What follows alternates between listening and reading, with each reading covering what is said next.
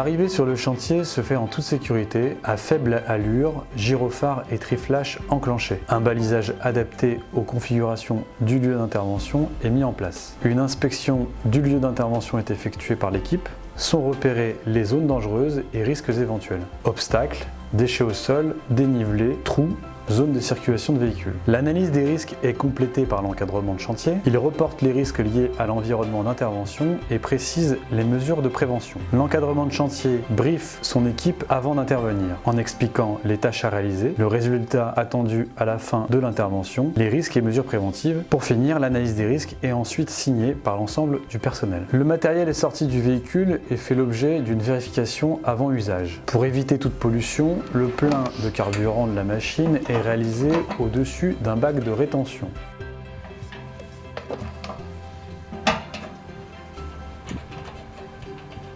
Le fil de coupe est rechargé, le carter de protection et la présence du coupe-fil sont vérifiés. L'opérateur ensuite s'équipe de ses EPI, il démarre la machine en adoptant une position adaptée, il règle son harnais et le positionnement des poignées.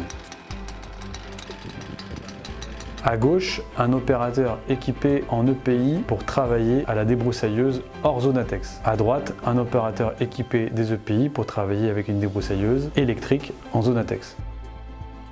En fonctionnement, vérifiez le sens d'éjection de la débroussailleuse. Il est indiqué par une flèche située sur le carter. Il faut toujours travailler en marche avant, ne jamais travailler en reculant. En cas de travail sur talus, assurer ses points d'appui, fléchir les genoux et travailler parallèle au talus. Être vigilant en toutes circonstances, regarder là où l'on met les pieds, respecter une distance de 8 mètres entre deux opérateurs. Si une personne rentre dans la zone de travail, stopper immédiatement l'intervention. Alors dans un premier temps, mon collègue va faire une détection gaz avec une balise qui va permettre de détecter le gaz. Ce sera un premier effet sonore qui permettra même avec des EPI de pouvoir entendre cette alarme. Et dans un second temps, il va faire une détection point par point sur tout ce qui est point de graissage et tout ce qui est axe pour voir tout simplement s'il y a une fuite. S'il y a une fuite, donc arrêt du travail et on prévient l'exploitation de cette fuite. Donc une fois la détection effectuée, on passe la débroussailleuse électrique, seulement électrique, à proximité des vannes de gaz. On peut passer uniquement la débroussailleuse thermique à 2-3 mètres des installations. Après avoir travaillé avec ma débroussailleuse, dans un premier temps, je vais gratter mon carter. Donc moi j'utilise un couteau de broyeur, ça me permettra d'aller un peu partout. Donc pas hésiter à gratter, voilà, enlever le plus gros. Et en été, voilà, vérifier surtout le filtre.